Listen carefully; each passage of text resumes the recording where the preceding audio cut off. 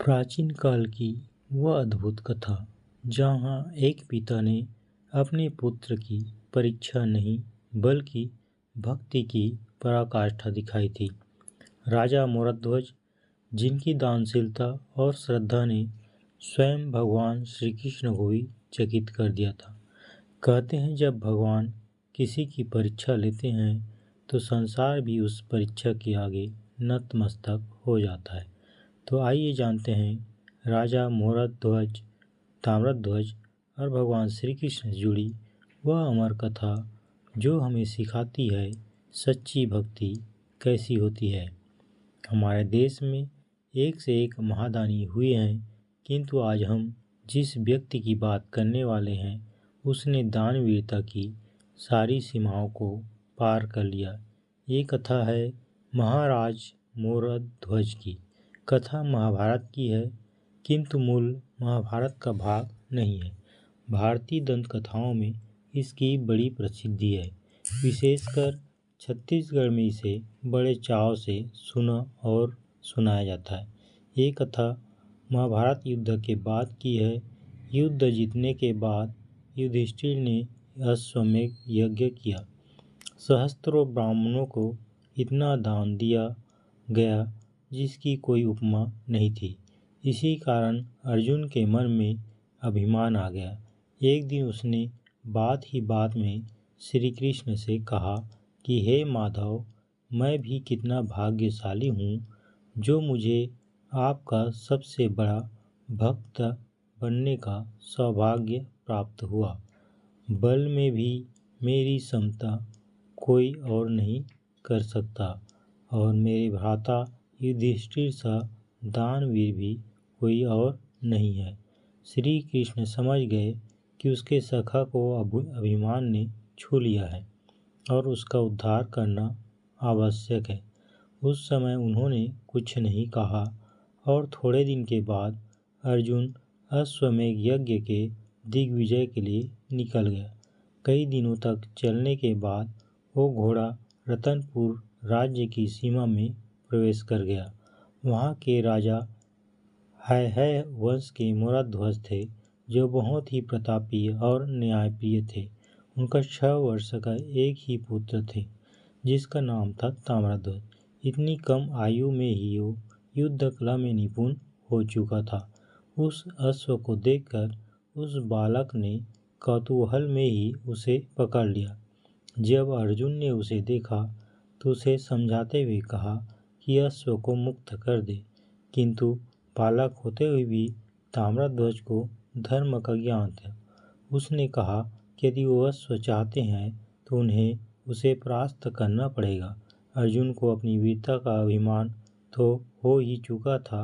उसने हंसते हुए केवल एक बाण चलाया ताकि वो बालक विवश हो जाए और वे अश्व लेकर वहाँ से जा सकें।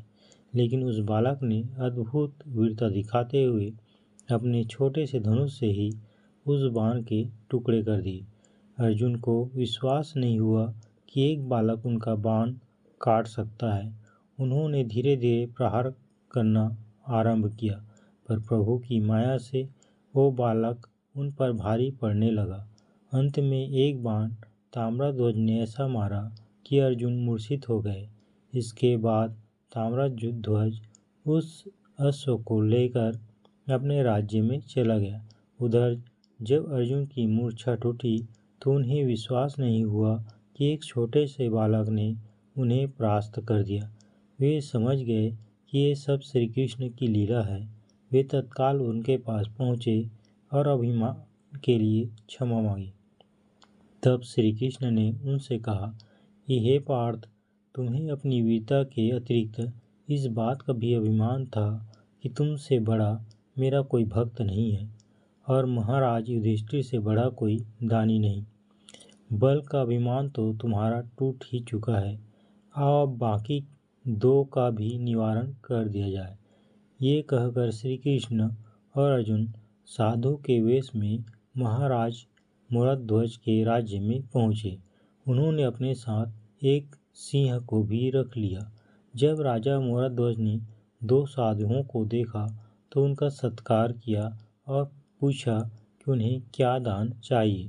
तब श्री कृष्ण ने कहा कि हे राजन, हमें अपने लिए कुछ नहीं चाहिए, किंतु हमारा सिंह भूखा है, इसे भोजन करा दीजिए। तब राजा मूरध्वज ने अपने सेवकों से मांस की व्यवस्था करने को कहा, तो श्री कृष्ण ने कहा कि हमारा सिंह केवल मनुष्यों के मांस का भक्षण करता है। राजा ये सुनकर एक पल को चौंके कि इस सिंह के भोजन के लिए किसी निर्दोष मनुष्य के प्राण वे कैसे ले सकते हैं। किंतु फिर उन्होंने सोचा कि दूसरों का नहीं तो अपने प्राण लेने का तो उन्हें अधिकार है ही।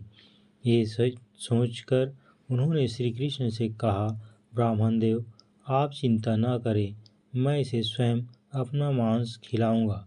ये सुनकर अर्जुन उनकी दानवीरता से संतुष्ट हो गए, किंतु श्री कृष्ण नहीं। उन्होंने कहा, हे राजन, मेरा सिंह केवल बालक के मांस का ही भक्षण करता है। ये सुनकर राजा और चिंतित हो गए। फिर उन्होंने सोचा कि शास्त्रों में पुत्र को भी पिता की संपत्ति ही कहा गया है। ये सोचकर उन्होंने अपने इकलौते पुत्र ताम्रध्वज का मांस उस सिंह को खिलाने का निश्चय किया। ये सुनकर अर्जुन क्षण रह गए। मूरध्वज ने कहा, हे ब्राह्मण देव, वो निश्चित ही मेरा पुत्र है, किंतु उस पर केवल मेरा अधिकार नहीं है, इसलिए मुझे एक बार उसकी माता से भी पूछ लेने दीजिए। मूरध्वज की पत्नी रानी पद्मावती परम पतिव्रता थी। जब उसने ये बात सुनी तो उसने अपने हृदय पर पत्थर रखकर अपने पुत्र का बलिदान स्वीकार कर लिया।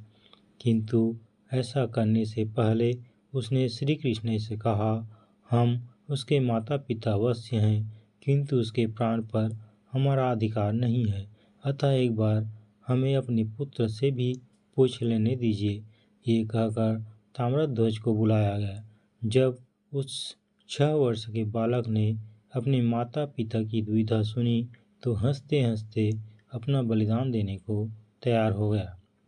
ये देखकर अर्जुन अपने मन में धन्य धन्य कर उठे। उसने सोचा कि अब तो परीक्षा समाप्त हुई, पर श्री कृष्ण ने आगे भी शर्त रखी। उन्होंने कहा कि हे महारानी, आप दोनों धन्य हैं और उससे भी धन्य है ये बालक, किंतु ये सुन लीजिए कि मेरा ये सिंह इस बालक का मांस केवल तभी ग्रहण करेगा जब आप दोनों स्वयं उसे काट कर उसे खिलाएं, और ध्यान रहे कि ऐसा करते हुए दोनों की आंखों में कोई आंसू न आए। अब तो अर्जुन के लिए ये अति थी, किंतु राजा मूरध्वज और रानी पद्मावती इसके लिए भी तैयार हो गए। तभी ताम्रध्वज ने अपनी माता पिता का आशीर्वाद लिया और उन्हें रुई देते हुए कहा कि वे उसे अपने कानों में ठूंस ले, ताकि उसके चीखें उनके कानों तक न पहुंच पाएं। इसके बाद ताम्रध्वज प्रसन्नतापूर्वक नीचे बैठ गया और राजा और रानी ने अपना हाथ में आरी ले ली। उस दृश्य का वर्णन करना कठिन है, किंतु इतिहास साक्षी है कि एक माता पिता ने स्वयं अपने हाथों से अपने 6 वर्ष के बालक को विष से काट डाला और धर्म की रक्षा के लिए उनकी आंखों से एक बूंद आंसू भी नहीं गिरा।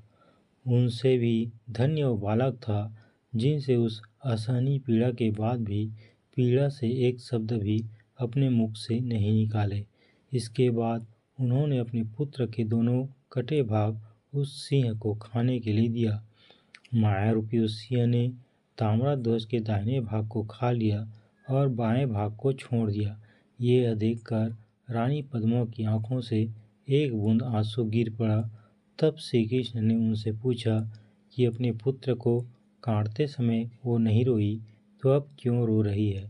इस पर रानी पद्मावती ने कहा, हे देव, मैं इसलिए रो रही हूँ कि नाम जाने मेरे पुत्र के किस पाप के कारण आपके सिंह ने उसका वाम भाग छोड़ दिया। ऐसा दृश्य देखकर अर्जुन की आंखों से आंसू निकलने लगे। उसका सारा अभिमान उन्हीं आंसुओं में बह गया। देवताओं ने आकाश से मूरध्वज और पद्मावती पर पुष्पों की वर्षा की। तब श्री कृष्ण ने रानी पद्मावती से कहा कि वे एक बार जोर से अपने पुत्र को पुकारें। रानी को कुछ समझ नहीं आया, उसका पुत्र तो मृत्यु को प्राप्त हो चुका था। फिर भी श्री कृष्ण की इच्छा अनुसार उन्होंने ताम्रध्वज को पुकारा। श्री कृष्ण की माया से उसी समय ताम्रध्वज जीवित हो गया और दौड़कर अपनी माँ का आंचल पकड़ लिया। राजा और रानी ने के हर्ष का ठिकाना न रहा। उन्होंने श्री कृष्ण से उनका परिचय पूछा। तब श्री कृष्ण ने अपने चतुर्भुज रूप में उन्हें दर्शन दिए। तत्पश्चात श्री कृष्ण की आज्ञा पर राजा ने अश्वमेध यज्ञ घोड़ा लौटा दिया और श्री कृष्ण अर्जुन के साथ हस्तिनापुर लौट गए। चूंकि राजा मूरध्वज और रानी पद्मावती ने ताम्रध्वज का अंग आरे से चीरा था, उस दिन से रतनपुर की राजधानी का नाम आरंग पड़ गया। वर्तमान में ये आरंग नगरी छत्तीसगढ़ के रायपुर जिले में स्थित है। इसे मंदिरों का नगर भी कहा जाता है। धन्य है भारत भूमि, जहाँ ऐसे दानवीरों ने जन्म लिया है। जब भगवान श्री कृष्ण ने ब्राह्मण वेश में राजा मूरध्वज की परीक्षा ली, तो राजा ने बिना एक क्षण सोचे अपने पुत्र ताम्रध्वज को दान के रूप में बलिदान करने का संकल्प लिया। यह देखकर स्वयं श्री कृष्ण प्रकट हुए और बोले, हे मूरध्वज, आज तुम्हारी भक्ति ने मुझे भी ऋणी बना दिया। और तभी ताम्रध्वज पुनः जीवित हो उठे। राजमहल में गूंज उठी जय श्री कृष्ण की ध्वनि। यह कथा हमें सिखाती है कि सच्ची श्रद्धा में भय नहीं, केवल प्रेम और समर्पण होता है। अगर आपको यह कथा पसंद आई हो तो वीडियो को लाइक करें, शेयर करें और हमारे चैनल को सब्सक्राइब अवश्य करें, ताकि ऐसे ही प्रेरणादायक कहानियाँ आप तक पहुँचती रहें। जय श्री कृष्ण।